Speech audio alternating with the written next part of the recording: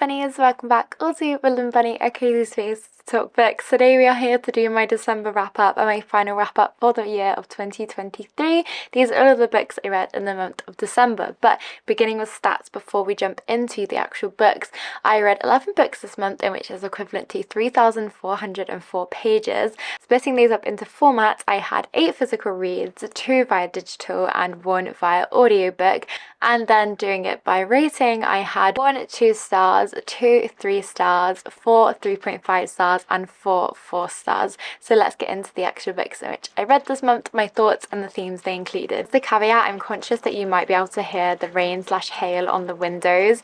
It is so stormy outside, so I apologise if it's really loud, but I'm going to try my best to talk that little bit louder over it. So beginning with my 2 stars, we first have Unseelie, in which had themes of the quest, teaming up with enemies and creatures. Now, I did not like this book whatsoever. I feel like it had all of the potential to be a good fantasy read. It was really encapsulating in terms of the story itself, but the characters, oh my goodness, the main character bugged me so much. She was so whiny about everything, acting like a baby all the time, constantly contradicting herself with her actions and her words, and I just feel as though the other characters were dragging her along, both metaphorically in terms of how she was acting and physically in terms of in the book and through the quest, and it was just so irritating to me. And I don't know how I just continued to read and listen to this one, because it was so frustrating and I was getting frustrated while listening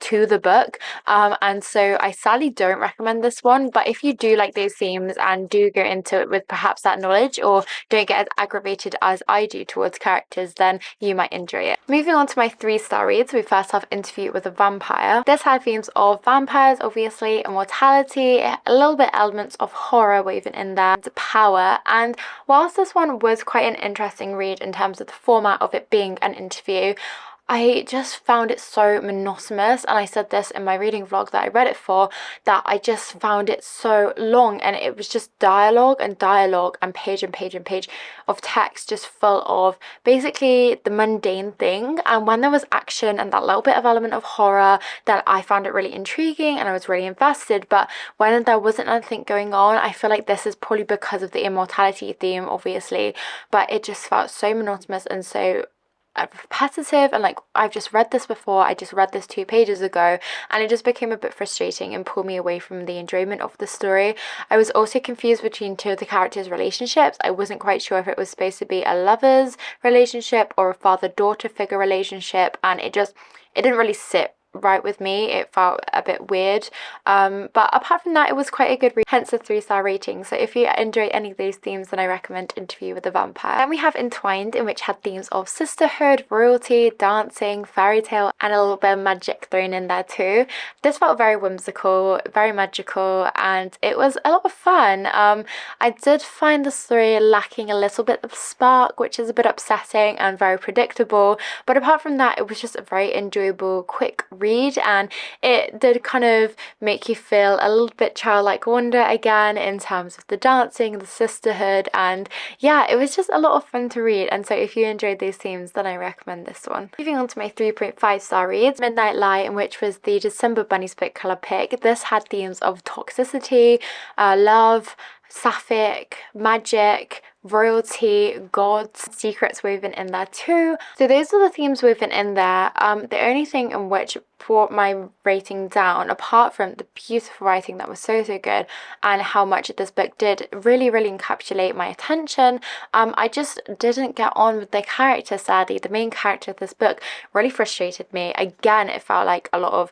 nagging and a lot of moaning and a lot of please just do something for yourself, you're supposed to be a strong fantasy character. And I know sometimes it tries to be realistic, but it feels like it's just taken to the other extreme of you're just so fed up of this character moaning and complaining and just not seeing what everyone else is seeing. But yeah, if those themes sound interesting to you, then check out The Midnight Lie, and then once you've read that book, go and watch the Bunnies Book Club December spoiler-filled video. Then we have Spindle Splintered, which is a really big tongue twister. It was Sleeping Beauty based with a medical diagnosis, in which I think was a really cool take on the Sleeping Beauty retelling. Obviously had fairy tale elements in there and other dimensions too, too. I found this really interesting, and I do enjoy a retelling because I just love fairy tale like stories, and I had never read one like this before. It felt a bit sci-fi, but not too much that you couldn't understand and grasp what was going on.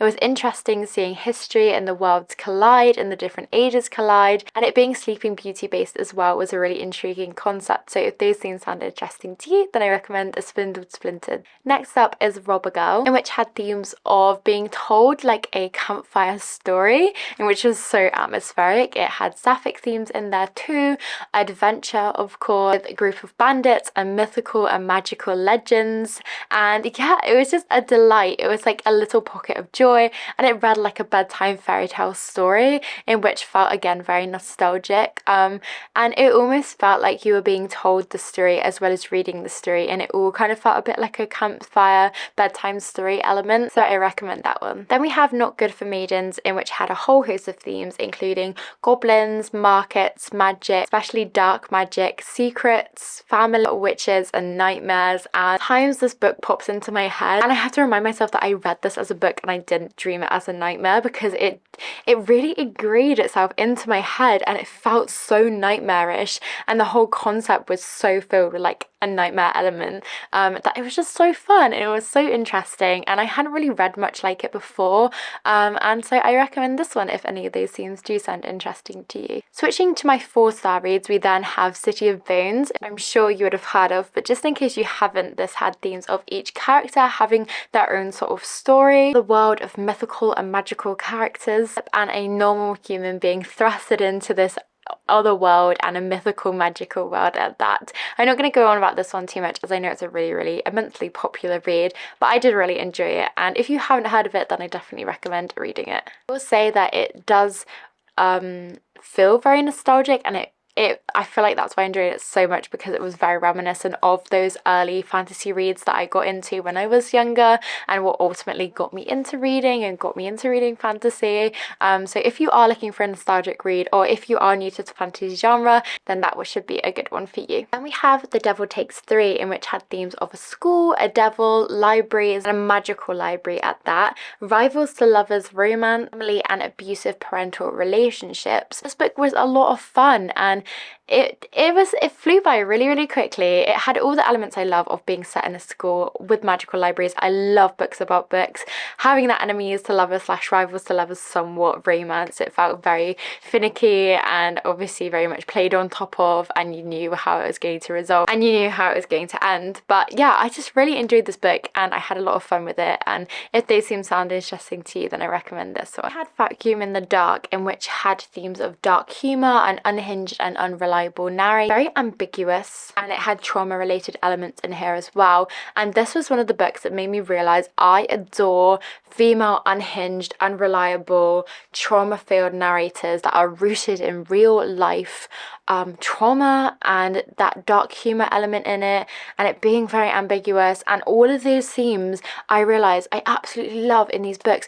And this is what has been binding all of these little books that I've read, like Tenderest of Flesh, and all of the other titles are escaping my head right now, but just the unreliable narrator aspect. I just seem to love books with unhinged, unreliable female narrators, in which has that element of trauma in there, that element of realness that you can almost sympathise with and understand, but also that ambiguous nature. Yeah, this book made me realise how much I adored those in books.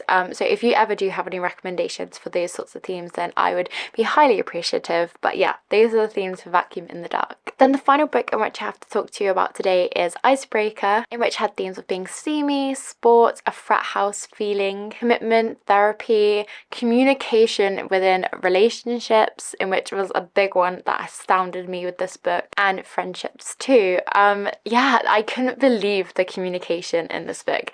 I have never really read a romance with good communication in it, and that is my biggest bugbearer, is reading these romances with miscommunication trope, in which I do not like. And this had so much communication in there, which made me so excited. And of course, I do feel like it was your standard typical romance. You knew where it was going from the beginning. It had its ups and downs, its ebbs and flows, but it was still a really fun ride. And I actually really enjoyed it being sports based and that frat house feeling. Yeah, it was just a lot of fun. So my friends, I don't actually have a feature book of the month to share with you today. I usually always do, but none of these books gave me that feature book feeling, and which is quite sad. But at the same time, I don't want to put a book as a feature book if I don't have my heart and soul into it, because my feature books are my one book in which I would recommend to you if you were to only read one book from this video. And yeah, sadly none of those books gave me that feeling. I feel like I read a lot of good books, but none good enough that I'd be like, I recommend this to you with my heart and my soul. But yeah, anyway, so those are all the books I read in the month of December. Those were the themes, my thoughts surrounding them, and I hope you enjoyed this adventure, friends. I hope that you had a good reading month in December, and that wherever you are and whatever you're doing, you have a wonderful day or night. Until next time, friends. Bye!